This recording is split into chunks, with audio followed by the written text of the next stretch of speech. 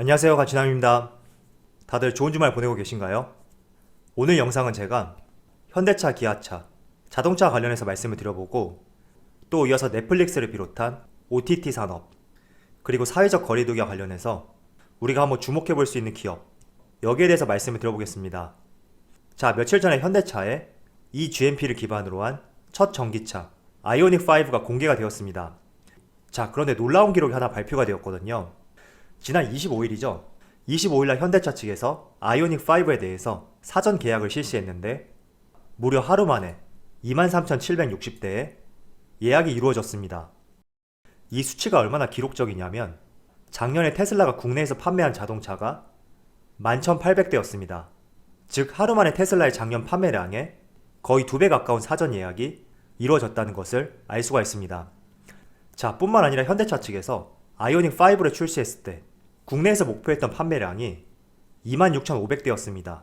그런데 하루 만에 23,700대가 예약이 되었기 때문에 첫날 계약 대수로만 연간 목표의 90% 이상을 달성했다고 볼 수가 있습니다. 자, 그래서 이런 내용이 26일 금요일 시장에서 발표가 되었었는데 워낙 금요일날 시장이 좋지 못했잖아요.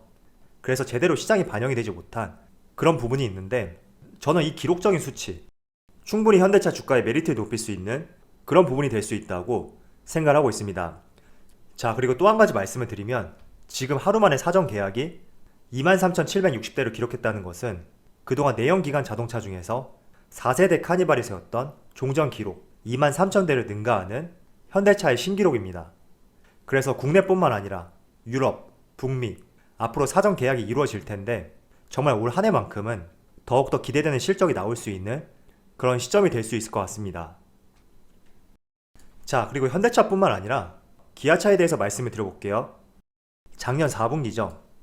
작년 4분기 동안 영업이익이 1조가 넘었던 기업은 삼성전자하고 기아차 이 두 개의 기업밖에 없습니다. 원래는 현대차도 포함이 되어 있었는데 이번에 코나 전기차 배터리 화재 사건으로 인해서 리콜 비용을 4분기에 포함하기로 결정을 했거든요.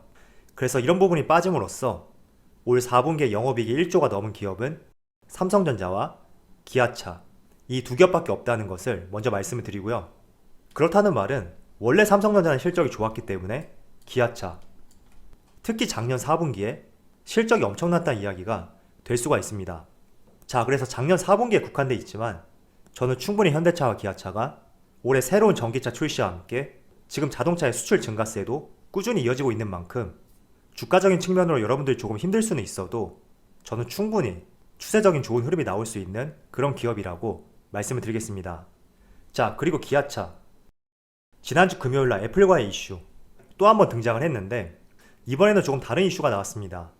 물론 사실적인 내용에 대해서는 아직 발표된 바는 없지만 일각에서는 모빌리티 분야에서 협업을 논의 중에 있고 또 애플과 기아는 지난해 MOU를 체결했고 전기차 등 8개 부분에서 협업을 추진하기로 합의를 했다. 이런 발표도 있었습니다. 그래서 사실적인 내용에 대해서는 아직까지 확정 지을 수는 없습니다. 그렇지만 제가 늘 말씀드렸듯이 우리가 이런 부분만 보고 투자하기보다는 제가 앞서 여러분들에게 보여드렸던 두 가지 내용 eGMP를 기반으로 한 아이오닉5의 전기차 출시 그리고 사전 계약 신기록 이런 내용이라든지 삼성전자와 함께 4분기 영업이익 1조 원을 돌파한 유일한 기업 그리고 수출 증가세 조금 더 이런 면에 점수를 주면서 우리가 투자할 수 있는 기업이 되었으면 좋겠습니다. 자, 잠깐 차트를 볼게요. 자, 먼저 현대차의 차트인데 조금만 당겨볼게요. 지금 차트 흐름만 보더라도 물론 이번 주는 변동성이 많이 나오긴 했지만 파동으로 봤을 때 변동성이 조금 줄어들었다는 것을 확인할 수가 있습니다. 자, 그리고 기아차를 살펴봐도 이때죠. 장 종료 이후 처음으로 애플 이슈가 나왔는데 애플 재료가 사라지면서 다시 원점으로 복귀가 됐단 말이죠.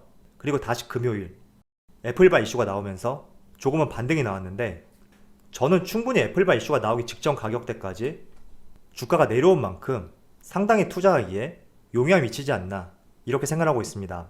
물론 애플바 이슈가 있지 않았더라도 충분히 추세적으로 좋은 흐름이 나올 수 있는 종목이기 때문에 우리가 이런 점을 조금 더 포커스를 맞춰서 한번 투자를 해보셨으면 좋겠고요.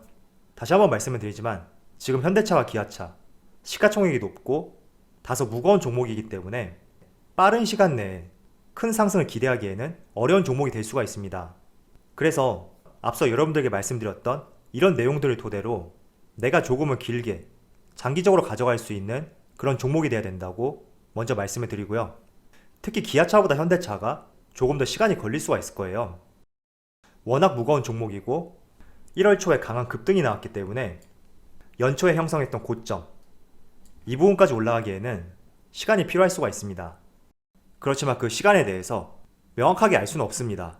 그렇지만 충분히 고점을 돌파할 수 있는 그런 종목이 될 수 있고, 모비스하고 위아도 조금은 현대차하고 비슷한 흐름이라고 생각을 하고 있습니다.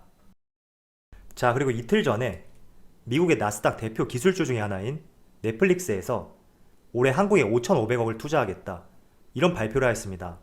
지금 금액만 본다면 우리가 그동안 삼성전자, 현대차 이런 기업들과 비교했을 때 그렇게 큰 투자 금액은 아니다, 이렇게 볼 수가 있지만 지난 2016년부터 2020년까지 5년간 한국에 7,700억 원을 투자를 하였습니다. 그런데 5년간 투자했던 금액의 70%가 넘는 금액을 2021년 올 한 해 투자했다는 것은 그만큼 한국 시장에 대해서 굉장히 경쟁력이 있고 긍정적으로 보고 있다, 이런 의미로 해석할 수가 있습니다.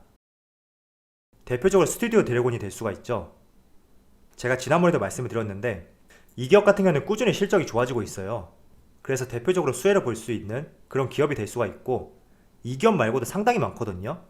그래서 여러분들이 OTT 기업과 관련해서 한번 검색을 해보시고 혹시나 투자할 종목이 있는지 여러분들이 한번 찾아보신다면 넷플릭스와 연관되어 있고 또 OTT 산업과 관련된 다양한 종목들을 발굴해낼 수 있으니까 한번 여러분들의 시야를 넓혀보셨으면 좋겠습니다. 자, 지금 보시는 종목은 신세계 종목인데 제가 지금 이 종목에 대해서 말씀을 드리는 것은 아니고 예시를 설명드리기 위해서 지금 신세계 일봉 차트를 가져왔습니다.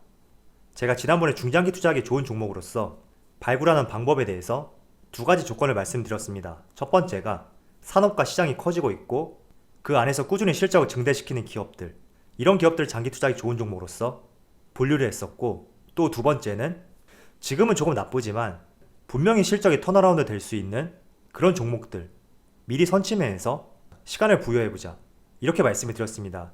그런 종목 중에 대표적인 종목이 신세계하고 호텔신라를 말씀드렸고, 이와 관련해서 다른 종목을 말씀드려 볼게요. 자, 하이트진로. 하이트진로는 주로 맥주하고 소주를 판매하는 기업인데 작년 한 해 동안은 실적이 좋았거든요. 그런데 올 연말부터 사회적 거리두기가 격상이 되고 또 12월 24일부터는 5인 이상 모임 금지가 확대가 되었습니다. 뿐만 아니라 수도권은 밤 10시 이후부터 영업이 상당히 제한이 되고 있거든요. 그 때문에 하이트진로의 음식점과 주점업의 생산 지수가 전년 동기 대비 35%, 그리고 67% 역성장이 이루어졌습니다. 자, 그런데 여러분들이 생각할 때 사회적 거리두기, 그리고 5인 이상 집합 금지, 밤 10시 이후 매장 이용 금지, 이런 조치들 5월달, 6월달, 혹은 10월달, 11월달 꾸준히 진행될 거라고 보나요?